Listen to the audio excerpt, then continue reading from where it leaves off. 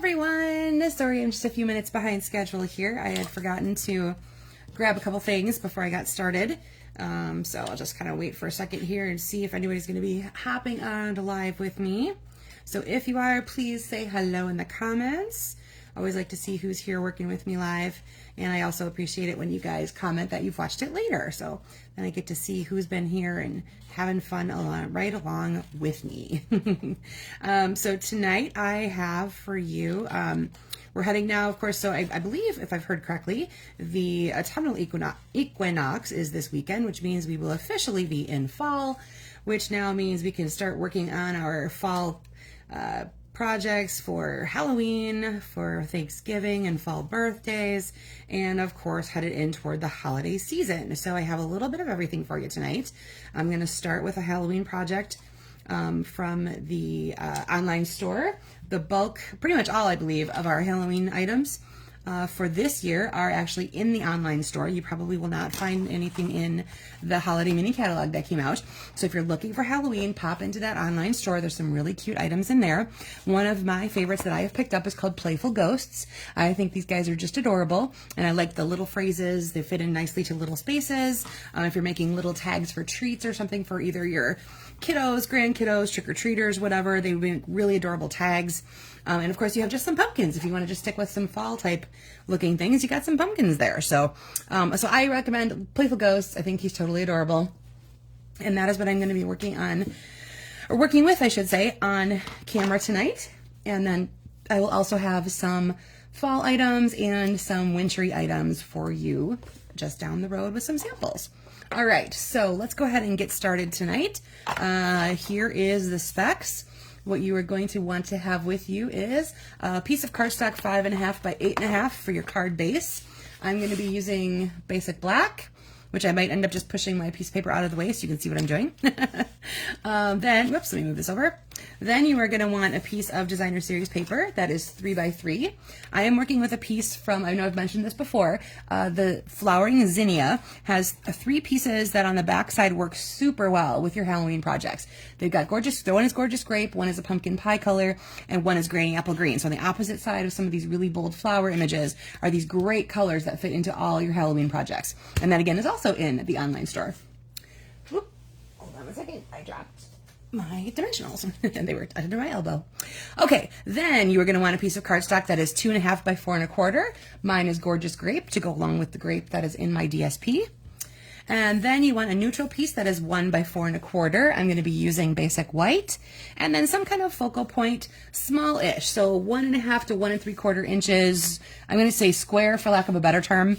Here is my little Dracula guy that I have taken from Playful Ghosts, like I showed you before. There he is right there. And I stamped him in Memento, colored him in with the black and Highland Heather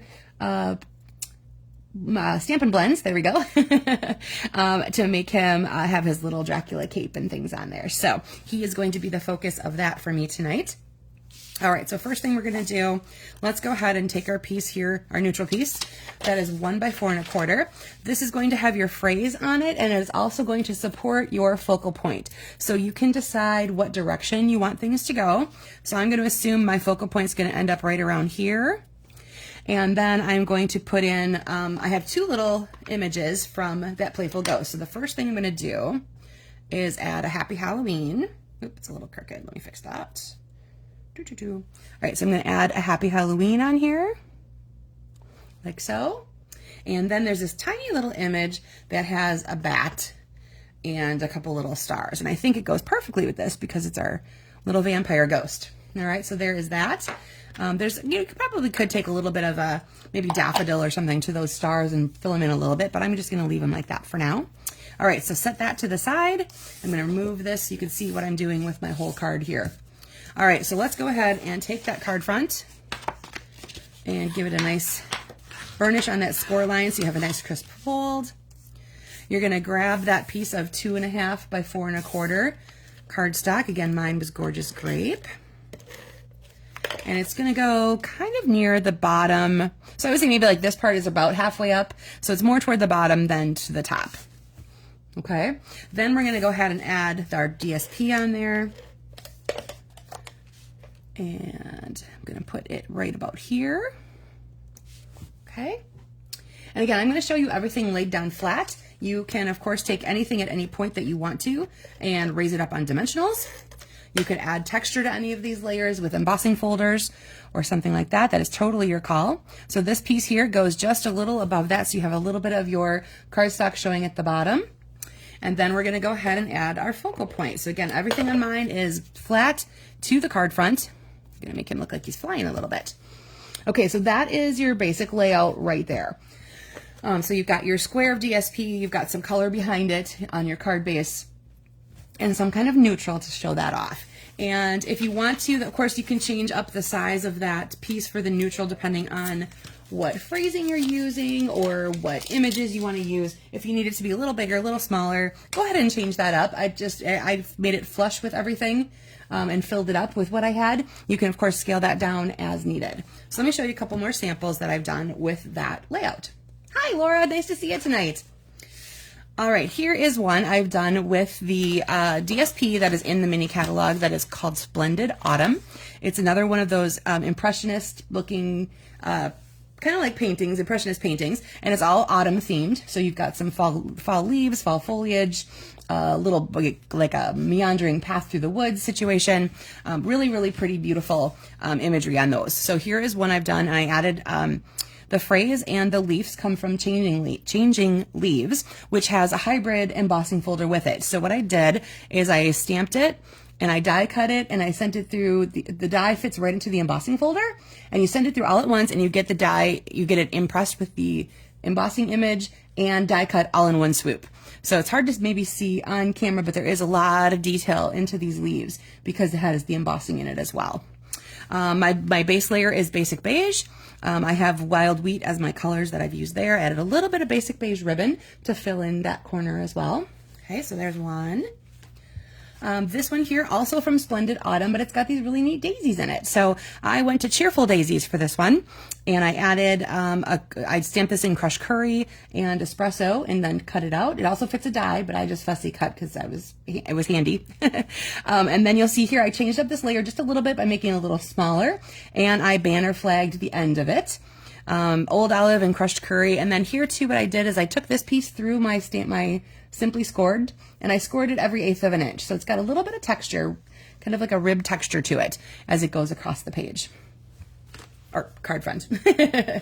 All right, and the last sample from Splendid Autumn, here's another one that had some foliage in it, and this is Cherry Cobbler and Blackberry Bliss. Now, Blackberry Bliss is actually not listed as one of the colors, but I can see in here there's hues of a deeper purple, and I thought it fit in just fine. So then I have a few die-cut leaves in crushed curry and the Blackberry Bliss. I took this piece of cardstock and I just crumpled it into my hand, so there's some texture there.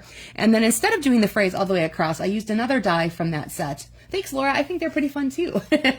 Another die from that set, Changing Leaves, and that has a little stitch border around it, and then my phrase fit right in there. All right. Then I switched over to some Christmas ones, and we have a pack of DSP that is called Sentimental Christmas.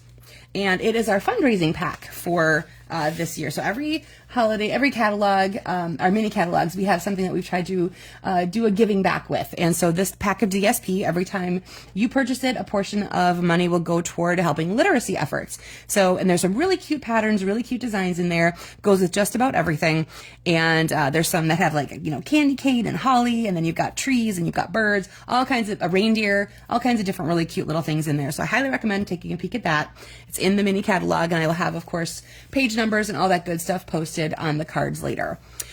So this is one of those pieces of paper from there. It's one of those that you could look at in its whole entirety. It would be a great scrapbooking layout. So some of the imagery is just in some of the corners or along the edge. So this happens to be one of the corners that happened there. So there's some trees and some pine boughs, and I thought that went really well. This is actually die cut, or fussy cut, I should say, from the piece that has the reindeer on it. So combining two different patterns from that pack. And I used copper clay. It does say pecan pie, but I think this part of that little bird is a little more to the copper clay element. So I changed that up a little bit. I added the birch embossing folder on a layer. So that's popped up a little bit. And then again, I flag tagged it and cut it off just a little bit more and added some of the earth tone shimmer gems in there. So that one's that one. Oh, and the greetings come from Greetings of the Season. That's in the online store, and it's all kinds of different phrases and parts of phrases that you can build together to make all kinds of Christmas sentiments. So that's where the season's greetings comes from. All right, and then lastly, another piece from that pack here is this really neat one with the candles. It's in a pretty peacock color. So I did another layer here of pretty peacock with the snowflake sky embossing folder on it. I also added it to the cherry cobbler layer, so there's a lot of snowflake happening around here to tie in the little snowflakes that are behind there.